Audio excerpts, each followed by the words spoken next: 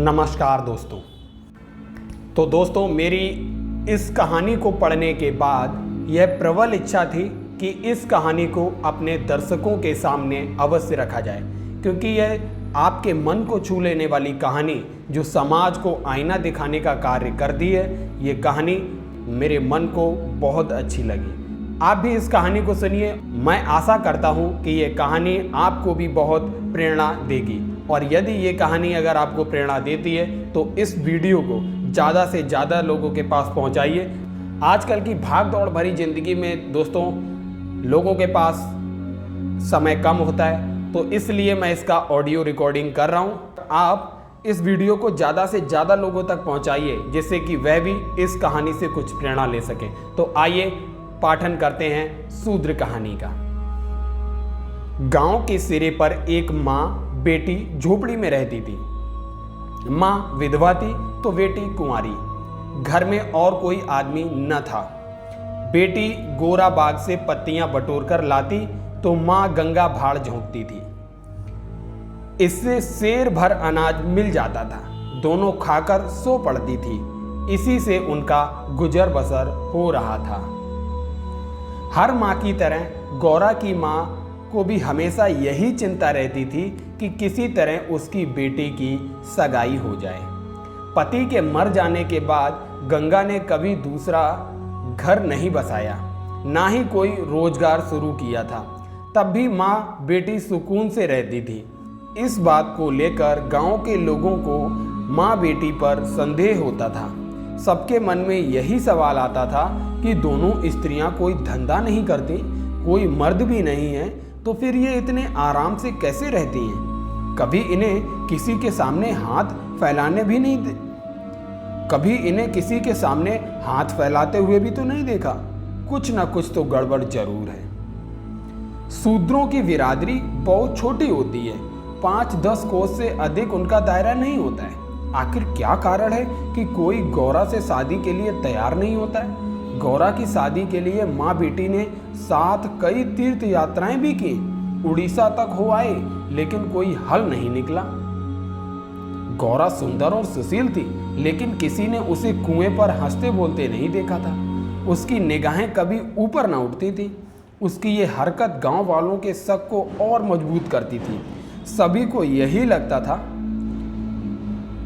कि कोई स्त्री इतनी सती कैसे हो सकती है। दिन गुजरते गए।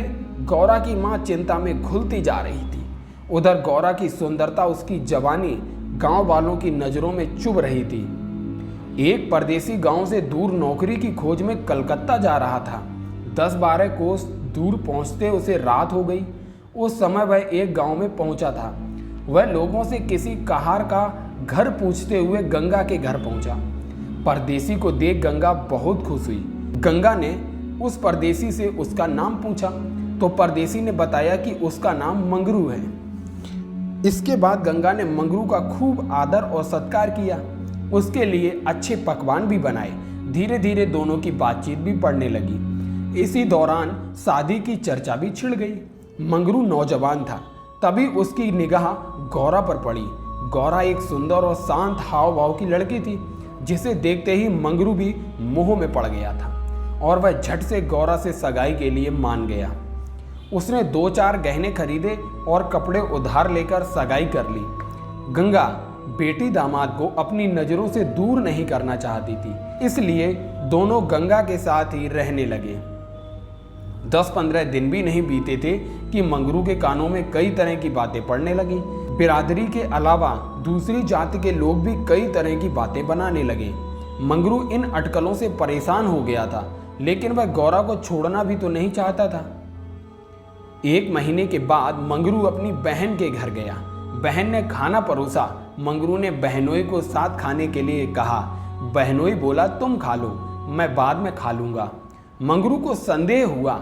उसने साफ पूछ ही लिया, आखिर बात क्या है? बहनोई बोला, मैं तुम्हारे साथ नहीं खा सकता। तुमने बिरादरी से बाहर शादी की है, किसी से न पूछा न कुछ बताया। जब तक पंचायत नहीं होगी मैं तुम्हारे साथ उठ बैठ नहीं सकता हूँ। तुम्हारी हरकत की वजह से मैं भी समाज से रिश्ता नहीं खत्म कर सकता। मंगरू तेजी से उठा और ससुराल लौट आया। मन बेचैन था। उसने किसी से कुछ भी नहीं कहा और रात के अंधेरे में गौरा को छोड़कर चला गया। इसी तरह कई साल बीत गए, लेकिन मंगरू का कुछ पता न चला। पति के गायब होने पर भी गौरा उदास न थी। वह हंसती खेलती, मांग में सिंदूर लगाती, रंग बिरंगे कपड़े पहनकर तैयार होती थी। अपने पीछे मंगरू एक भजन की किताब छोड़ गया था। खाली समय में गौरा उस किताब से कोई भजन गाती थी। पहले गौरा गांव की औरतों से ज़्यादा मिलती जुलती नहीं थी। दरअसल उसके पास उन स्त्रियों से बात करने के लिए कोई विषय ही नहीं होता था। गौरा के पास अब गृहस्थ जीवन की ढेरों बातें थी, जिसकी चर्चा वह गली मोहल्ले की औरतों के साथ करती थी। वह सभी को बताती कि मंगरू कितना अच्छा है, कितना सहनशील है। तभी वहां मौजूद एक स्त्री ने पूछ लिया, गौरा, मंगरू तुम्हें छोड़कर क्यों चला गया? गौरा कहती, मर्द कभी ससुराल में रह सकता है भला? बाहर जाकर पैसे कमाना ही मर्द का असली काम है। वहीं जब कोई गौरा से यह सवाल करता कि मंगरू खत क्यों नहीं लिखता, इस पर गौरा मुस्कुराकर कहती, अपना ठिकाना बताने से डरते हैं, जानते हैं कि गौरा सामने आ पहुंचेगी। सच कहूं तो मैं उनके बिना एक दिन भी नहीं रह सकती। एक सहेली बोली, तेरी बात हम नहीं मानते, जरूर मंगरू और तेरी लड़ाई हुई होगी, तभी इसी तरह बिना बताए वह तुझे छोड़कर चला गया। गौरा बोली, बहना, अपने भगवान से भी भला कोई लड़ता है क्या? जिस दिन ऐसी नौबत आई, मैं कहीं जाकर डूब मरूंगी। कई दिनों बाद कलकत्ता से एक आदमी आया और गंगा के घर रुका। इत्तेफाक से वह मंगरू का पड़ोसी निकला। उसने कुछ पैसे और 2 साड़ियां गौरा के हाथ में थमाई और बोला कि मुझे मंगरू ने तुम्हें लेने भेजा है। ये सुनते ही गौरा की खुशी का ठिकाना न रहा। वह फटाफट जाने के लिए तैयार हो गई। गांव की औरतों से मिल आई और सबको अपने जाने की खबर दे आई। बेटी के जाने से गंगा मायूस थी, लेकिन साथ ही खुश भी थी। रास्ते भर गौरा के मन में हजारों अच्छे बुरे ख्याल आते रहे। बीच बीच में उसे अपने माँ के अकेलेपन की भी याद आ जाती है। डर सताता कि बेचारी अम्मा अकेले कैसे रहेगी, सारा काम अकेले करना पड़ेगा, बूढ़ी दिन भर रोती रहेगी। इसी उधेड़बुन में रास्ता कट गया। लगभग 3 दिनों के बाद गाड़ी कलकत्ता स्टेशन पर पहुंची। गौरा का दिल जोर से धड़क रहा था। वह प्लेटफॉर्म पर उतरकर मंगरू का इंतजार करने लगी। बूढ़ा बोला, मैंने आसपास सभी जगह देख लिया, लेकिन मंगरू तो कहीं दिखाई नहीं दे रहा, शायद अब तक आया नहीं। गौरा घबरा गई। तभी बूढ़ा बोला, चलो हम डेरा पर चलते हैं। उसे मालूम न था कि हम कौन सी गाड़ी से आ रहे हैं। ऐसे में भला उसकी राह देखने से कोई फायदा नहीं। गौरा बात मान गई और दोनों तांगे पर सवार होकर चल दिए। यह पहली बार था जब गौरा गांव से बाहर निकली थी। उसकी आंखें इधर उधर चीजों को निहारने में लगी हुई थीं। अचानक तांगा एक सुंदर और विशाल भवन के सामने रुका। गौरा उतरी और तेजी से सीढ़ियों के सहारे ऊपर चढ़ने लगी। मंगरू से मिलने की थोड़ी भी देरी उससे बर्दाश्त नहीं हो रही थी। तभी बूढ़े ने पहली मंजिल के एक कमरे की ओर इशारा करते हुए कहा, यह मंगरू का कमरा है, जाओ, वह अंदर ही पड़ा होगा। गौरा अंदर गई, लेकिन कमरे में कोई न था। कोने में खाट और 4-5 बर्तन पड़े हुए थे। वह बाहर आई और बूढ़े को बताया। बूढ़ा बोला, मंगरू काम पर गया होगा, शाम को लौटेगा, यहां पर किराए पर रहता है। कमरे में मंगरू को न पाकर गौरा थोड़ी मायूस हो गई, लेकिन शाम को मिलने की सोचकर मुस्कुराई और साफ सफाई में लग गई। उसने कमरे में झाड़ू लगाया, बर्तन धोए, नहा धोकर शाम का इंतजार करने लगी। राह देखते देखते शाम हो गई, लेकिन मंगरू का अब तक कोई पता न था। गौरा का मन घबराने लगा। घना अंधेरा छा गया था, परंतु कमरे में एक दीपक तक न था। जब भी किसी की आहट होती तो गौरा को लगता मंगरू आ गया, लेकिन दरवाजे पर कोई दस्तक न होती थी। कुछ देर बाद दस्तक हुई। गौरा दौड़ी और दरवाजा खोला। सामने बूढ़ा खड़ा था। गौरा बोली, वो अब तक आए क्यों नहीं? बूढ़ा बोला, अभी मैं मंगरू के दफ्तर से ही लौटा हूँ। साहब ने बताया कि मंगरू का ट्रांसफर हो गया। मंगरू ने साहब से कई मिन्नतें की, लेकिन किसी ने उसकी एक न सुनी और दूसरी जगह भेज दिया। मैं दफ्तर से उसका नया पता ले आया हूँ। कल सुबह तुम्हें जहाज पर बैठा दूंगा, फिर तुम अपने मंगरू के पास चली जाना। गौरा घबराकर बोली, जहाज? कितने दिन का सफ़र होगा? बूढ़े ने कहा, कम से कम 8 से 10 दिन तो जरूर लगेंगे, लेकिन घबराओ नहीं, तुम्हें कोई परेशानी नहीं होगी। तय बात के मुताबिक अगले दिन गौरा बूढ़े के साथ मंगरू के पास जाने के लिए निकली। बूढ़े ने उसे जहाज पर बैठाया और विदा किया। जहाज जैसे जैसे किनारे से अलग हो रहा था, वैसे वैसे गौरा को लग रहा था कि अब उसकी अम्मा, गांव सब पीछे छूट रहे हैं। चारों ओर पानी ही पानी दिखा। गौरा का मन अजीब हो रहा था। अनजान जगह में मंगरू को कहाँ खोजेगी, यह सोच सोच कर उसका दिल बैठा जा रहा था। जहाज पर कई स्त्रियां और पुरुष सवार थे। गौरा उन्हें देख और उनकी बातें सुन रही थी। तभी उसकी नज़र एक कोने में अकेली बैठी स्त्री पर पड़ी। गौरा ने हिम्मत कर उससे पूछा, कहाँ जा रही हो बहन? ये सुनते ही आंखें डबडबा हो गईं। बोली, मुझे नहीं मालूम कि मैं कहाँ जा रही हूँ, बस जहाँ भाग्य ले जाए वहाँ चली जा रही हूँ। तुम कहाँ जा रही हो? गौरा बोली, मैं तो अपने मालिक के पास। स्त्री झट से बोली, बहन, कोई तुम्हें बहला फुसला कर लाया है। तुम किसके साथ यहाँ आई? गौरा ने कहा, मुझे एक बूढ़ा ब्राह्मण यहाँ बैठा गया। मैं तो अपने पति से मिलने कलकत्ता आई थी। स्त्री बोली, किनारे पर जो लंबा दुबला पतला सा बूढ़ा था, जिसकी एक आंख फूली हुई थी, वही? गौरा, हाँ बहन, वही। स्त्री बोली, बहन, उसी दुष्ट ने मेरा जीवन बर्बाद किया है। भगवान करे उसकी 7 पुश्तों को नरक नसीब हो। उस कपटी के कारण मैं किसी को मुंह दिखाने के लायक नहीं रही। अब जा रही हूँ मिस्र देश, वहीं मेहनत मजदूरी करके गुजर बसर करूँगी। ये सब सुनकर गौरा के मुंह से बोल न फूटे। वह सोचने लगी कि अब क्या करूँगी। उसे अपनी माँ, अपने गांव, सहेलियों की याद आने लगी। कुछ क्षण के बाद हिम्मत करके बोली, अब क्या करें बहन? स्त्री बोली, अब यह तो वहाँ पहुँचने के बाद ही मालूम चलेगा। यह कहते कहते वह जोर जोर से रोने लगी और अपना दुख बताने लगी। गौरा ने हिम्मत दी तो स्त्री ने बताया कि शादी के 3रे साल में उसके पति की मौत हो गई। पति के ख्यालों के साथ वह किसी तरह जी रही थी कि एक रोज पापी बूढ़ा वेश बदलकर भिक्षा मांगने आया। उसने सन्यासी का रूप धारण किया हुआ था। मैं उसके जाल में फंस गई और आज मेरी यह दुर्दशा है। इसने मुझे पति से मिलवाने का लालच दिया। मैं बेवकूफ़ पति से मिलने की चाह में इस बहरूपिया की बात में फंस गई और इसके साथ चल दी। आगे की कहानी मुझे नहीं मालूम। अगले दिन जब मुझे होश आया तो मैं घर भी नहीं लौट सकती थी। अब बूढ़ा मुझे यहाँ ले आया और जहाज पर छोड़ गया है। स्त्री की बातें सुनकर गौरा को समझ नहीं आ रहा था कि वह क्या प्रतिक्रिया दे। वह बिल्कुल मौन हो गई थी। मंगरू से मिलन का सपना एक झटके में टूट गया था। गौरा को इस हाल में देख स्त्री बोली, भगवान पर भरोसा रख और साहस रखो बहन। हिम्मत पाकर गौरा बोली, मुझे अब तुम्हारा ही सहारा है। मैं और तुम दोनों अब साथ ही रहेंगे। स्त्री कुछ न बोली। दोनों एक टक नीले आकाश की ओर निहारने लगे। कई घंटों के बाद जहाज किनारे पर पहुंचा। सभी यात्री उतरने लगे। तट पर मौजूद एक आदमी सभी यात्रियों के नाम लिख रहा था। अब गौरा के उतरने की बारी आई। जैसे ही उसने पांव नीचे रखा वह चौंक गई। उसके शरीर में करंट दौड़ गया। वह जड़ बन गई। ना कुछ बोल पा रही थी और ना ही पीछे से आवाज़ दे रहे यात्रियों की बात सुन रही थी। ऐसा लगा मानो दुनिया रुक गई हो।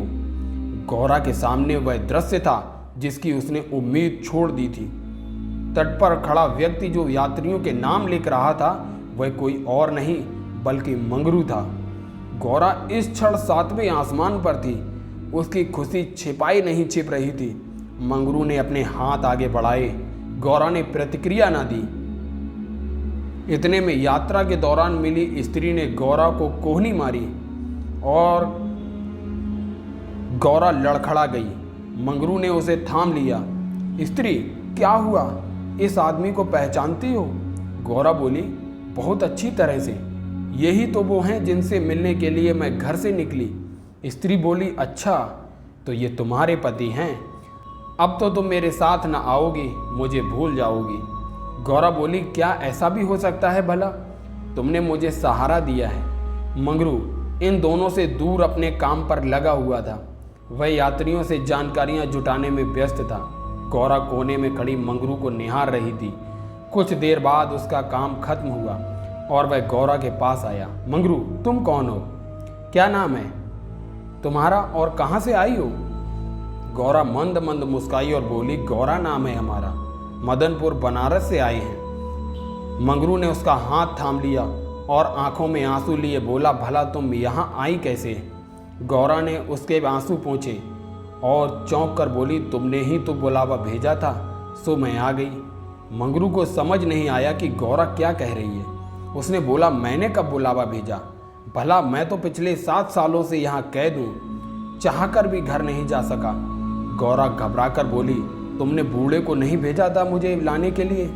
मंगरू बोला, बिल्कुल नहीं। गौरा का मन छोटा हो गया। उसने इस जवाब की आशा न की थी। गौरा गुस्से में बोली, मैं कल ही यहाँ से चली जाऊंगी, मुझे तुम पर बोझ नहीं बनना।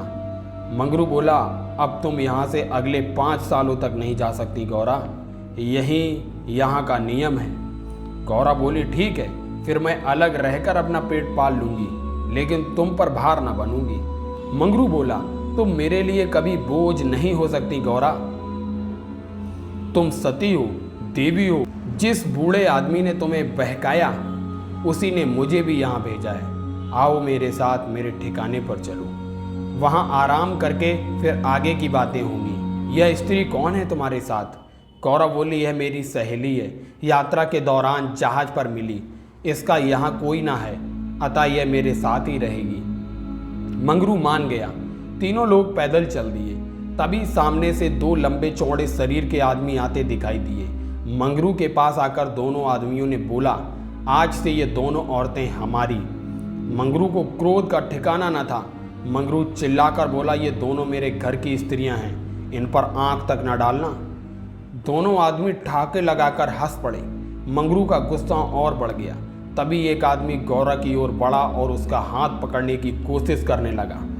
मंगरू चिल्लाया, छूना मत वरना अच्छा नहीं होगा। दोनों आदमी सहम गए और बाद में देख लेने की धमकी देकर आगे निकल गए। मंगरू गौरा और उसकी सखी को लेकर आगे बढ़ गए। मंगरू बोला, इसलिए मैं कह रहा था कि यह जगह तुम जैसी औरतों के लिए नहीं है। अचानक सामने से एक अंग्रेज आ पहुंचा। उसने मंगरू से कहा, जमादार, ये दोनों औरतें आज से मेरे कोठे में रहेंगी। मंगरू ने हाथ जोड़ लिए, बोला, साहब ये मेरे घर की औरतें, इन्हें जाने दीजिए। अंग्रेज बोला, झूठ मत बोलो तुम। गौरा की ओर इशारा कर उसने कहा, इसको हमारी कोठी में भेज दो। मंगरू कांप गया और ना में सिर हिलाने लगा, लेकिन तब तक अंग्रेज आगे बढ़ चुका था। साहब की बात पर अमल करना जमादार का काम था। मंगरू समझ नहीं पा रहा था कि वह क्या करे। आखिरकार रास्ता खत्म हुआ। सामने मजदूरों के रहने के लिए मिट्टी के घर बने थे। बाहर दर्जनों की संख्या में स्त्री और पुरुष बैठे थे। सभी गौरा और सखी को गंदी नजरों से घूर रहे थे। किसी तरह नजर बचाकर मंगरू दोनों औरतों को घर ले गया और खुद दरवाजे पर बैठा रहा। दोनों स्त्रियां कमरे के भीतर अपने भाग्य को कोसती तो मंगरू दरवाजे पर बैठा रखवाली करता रहा। किसी तरह रात बीती। अगले रोज दिन किसी तरह कट गया। रात के तकरीबन 10 बजे दरवाजे पर दस्तक हुई। मंगरू निकला तो देखा सामने सिपाही खड़ा है। सिपाही बोला, चलो तुम्हें साहब ने बुलाया है। मंगरू बोला, भाई तुम हमारे देश के आदमी हो, मुझ पर मुसीबत आन पड़ी है, मदद करो। जाओ साहब को कह दो कि मंगरू घर पर नहीं है। सिपाही बोला, ना बाबा, वह बहुत गुस्से में है, मैं ऐसा कुछ नहीं कह सकता, तुम साथ चलो। मंगरू के पास कोई चारा न था। वह सिपाही के साथ निकल गया। मंगरू को सामने देख साहब जोर से चिल्लाया, वह औरत कहाँ है? कल तुम उसे मेरे कोठे पर क्यों नहीं लाए? मंगरू ने हाथ जोड़ लिए और बोला, वह मेरी पत्नी है साहब। साहब बोला, वह दूसरी कौन थी? मंगरू, मालिक, वह मेरी बहन है। साहब गुस्से में बोला, हम कुछ नहीं जानते, तुम उन दोनों में से किसी एक को लेकर आओ जल्दी। मंगरू साहब के पैरों में गिर गया, रोने लगा, लेकिन साहब का दिल नहीं पसीजा। उसने आदेश दिया कि जल्दी से एक स्त्री को लेकर आओ, वरना तुम्हें कोड़े पड़ेंगे। मंगरू कोड़े खाने को तैयार हो गया। साहब नशे में था। उसने ना आओ सोचा ना ताओ। हंटर निकाला और कोड़े बरसाने शुरू। मंगरू की चीख निकल आई। साहब उसे लगातार कोड़े मारते रहे, लेकिन वह अपने घर की औरतों की इज्जत देने को तैयार ना हुआ। उसने अपने प्राण त्यागना बेहतर समझा। इधर गौरा और सखी कमरे में बैठे मंगरू की बाट देख रही थी। उन्हें क्या पता था कि मंगरू पर क्या बीत रही थी। अचानक किसी के चीखने रोने की आवाज़ सुनाई पड़ी। कान लगाकर सुना तो कलेजा मुंह को आ गया। यह मंगरू की आवाज़ थी। गौरा दौड़कर दरवाजे पर पहुंची। मंगरू की आवाज़ सुनकर उससे रहा न गया तो आवाज़ के पीछे दौड़ पड़ी। फाटक खुला था। गौरा कोई है आवाज़ देने लगी, लेकिन जवाब न मिला। वह अंदर जा पहुंची। सामने मंगरू खुले बदन लहू लुहान हुए खड़ा था और अंग्रेज उस पर चाबुक बरसा रहा था। गौरा से यह सहन नहीं हुआ। वह दौड़कर मंगरू से लिपट गई और बोली, इनके बदले जितना चाहे मुझे मार लो, लेकिन इन पर दया करो। अंग्रेज खुश होकर गौरा से बोला, तुम यहाँ मेरे पास रहोगी तो मैं इसे छोड़ दूंगा। गौरा बहुत असहाय महसूस कर रही थी, कुछ न बोली। वहीं मंगरू दर्द से कराह रहा था। जिस साथ के लिए वह यह सब कर रहा था, उसकी आंखों के सामने वह उससे छूट रहा था। गौरा ने दिल पर पत्थर रखकर कहा, मुझे तुम्हारी शर्त मंजूर है, लेकिन अपने पति के स्वस्थ होने के बाद मैं तुम्हारे पास आऊँगी। अंग्रेज बात मान गया। उसने मंगरू पर अत्याचार बंद किया और सिपाही को उसे अस्पताल में भर्ती कराने का आदेश दिया। मंगरू को अस्पताल ले जाया गया। गौरा भी उसके साथ थी। इलाज के दौरान गौरा एक क्षण के लिए भी मंगरू के सामने से नहीं हटी। 4 दिनों के इलाज के बाद मंगरू ने आंखें खोली। तय शर्त के मुताबिक अब गौरा को मंगरू का साथ छोड़ अंग्रेज के पास जाना था। यह उसे मंजूर नहीं था। ऐसे में उसने मरना बेहतर समझा। अस्पताल के बाहर नदी की धार बह रही थी। गौरा जाकर उसमें कूद पड़ी। आनन फानन में एक अस्पताल कर्मचारी दौड़ा, मंगरू के पास आया और गौरा के नदी में कूदने की सूचना दी। मंगरू की आंखों के सामने अंधेरा छा गया। उसे कुछ समझ नहीं आया। दौड़कर नदी के सामने पहुंचा और छलांग मार दी। जीते जी जो कभी एक साथ नहीं रह पाए, अब वे दोनों परलोक की यात्रा में साथ जा रहे थे।